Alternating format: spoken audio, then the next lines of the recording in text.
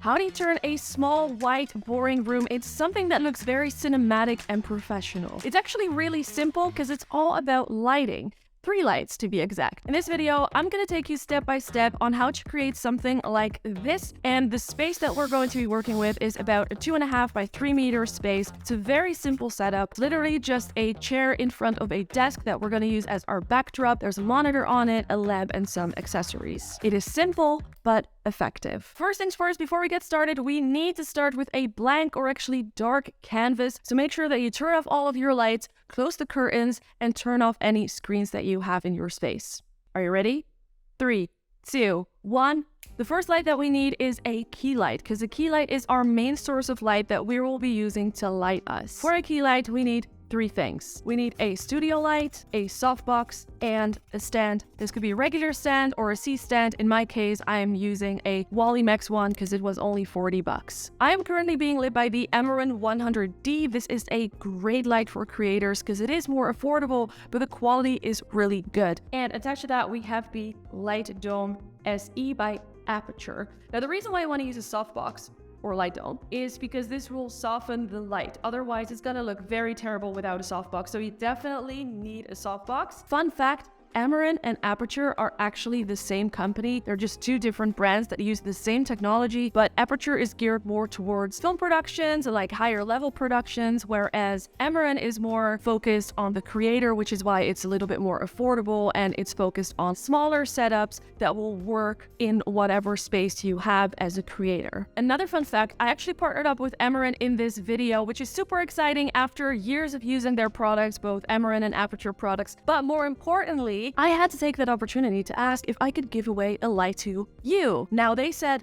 no, we want to give away 2 lights. So make sure that you keep watching the video, because somewhere in this video, we're going to be giving away not 1, but 2 lights. If this softbox is too big for you, because maybe you're in a smaller space or whatever, Amaran actually just released this new softbox. Oh, hello there. This is the Amaran Mini SE. It is smaller and it is so easy to use because this is geared towards creators. So it's all about making things easy for the creators, making it efficient. All you have to do is just cool the rods like this, like I've just been doing, and then it's ready, set up in like 10 seconds. If you want to then break this down, because maybe you're filming in your living room or in your kitchen or basically wherever you have space, right? All you have to do is just pinch this 4 times like this,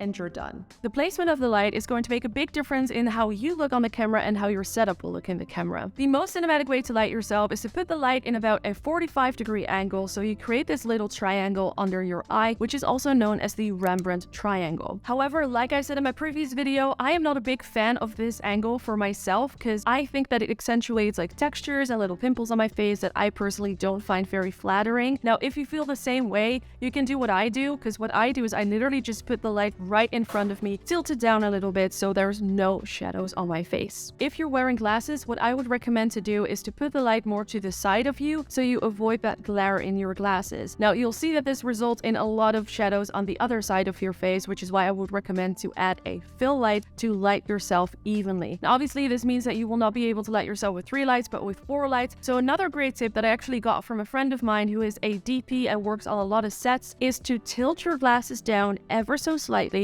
to avoid the glare. All right, now it is time to spice up our setup, and the way that I really like to do that is by adding colors, especially when you have a white wall. It's really nice to use some RGB colors, and I always like to use tubes, so that's what we're doing. In this case, we're using the brand new Amaran tubes. These are the 2 feet tubes right here, and these bad boys right here are the 4 feet tubes. They're almost as tall as I am. The difference between these tubes and the tubes that I've used in a previous video is that these are called the PT2C and the PT4C, and the other ones are called the T2C and the T4C. I don't know why you're doing this to me, Amaran. Now, the main difference between those tube lights that I used in my last video and these brand new tube lights is the P, and that stands for pixel. So what that means is that you cannot just get a solid color with this, for example, and the effect, but also you can create a gradient and even a rainbow if you want. If we take a quick look at the menu, we can see this new option that is called Pixel FX. Now, if I select that, we open up this new menu where we can select color fade,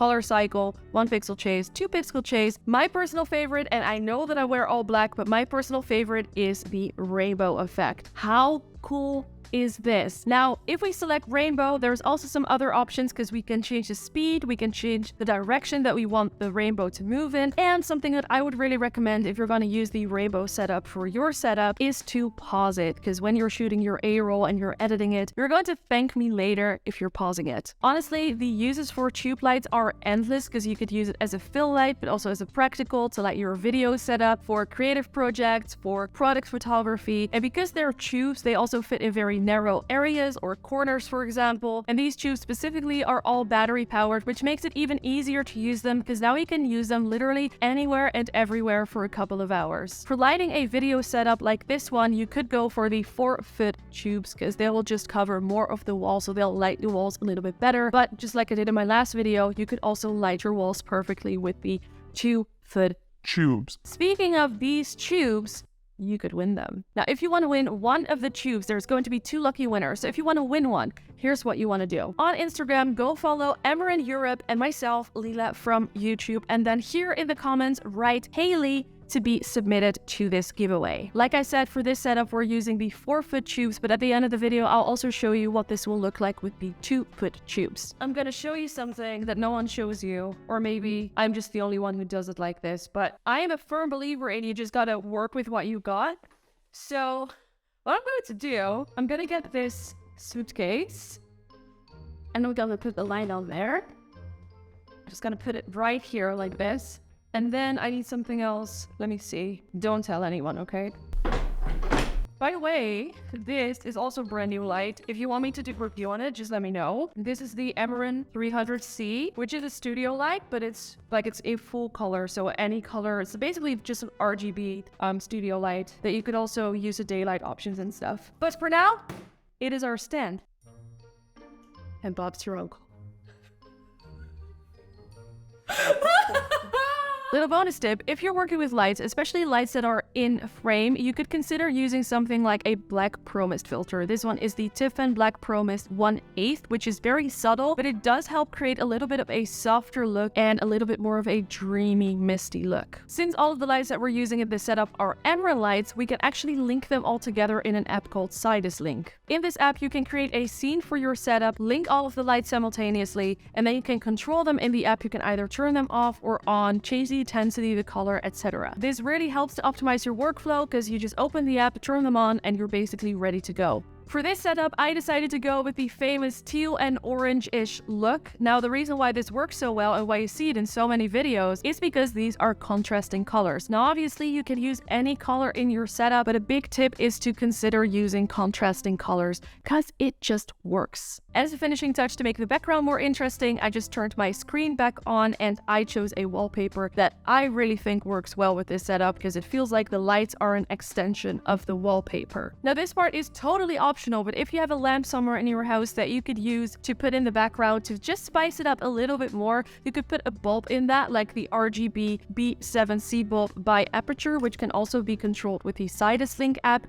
I just turned it to a bit of an orange color because I really like how that mixes well with the teal to create another teal and orange look right there. On the other side of the desk, I put 2 glass light bulbs that I found somewhere in my apartment. I put them there because I really like how the highlights make them pop and make the background a little bit more interesting. You could put anything made of glass in your setup to create that same effect. Now, if you really want to make them pop more, you could put like an Aperture MC either on the side or on the back to separate them a bit more from the background. If you really want to spice up your setup even more, you could put a light strip behind your desk, for example, or you could just place some tubes on your desk to light it up even more. And that is how we went from this to this, and this is what it would look like if you use the 2-foot tubes. Again, links to all of the products that I mentioned in this video will be in the description if you want to check any of them out. Now, if you're still unsure about what studio light to use, or maybe you're looking for a smaller studio light, then check out my review right here, or check out this video right here.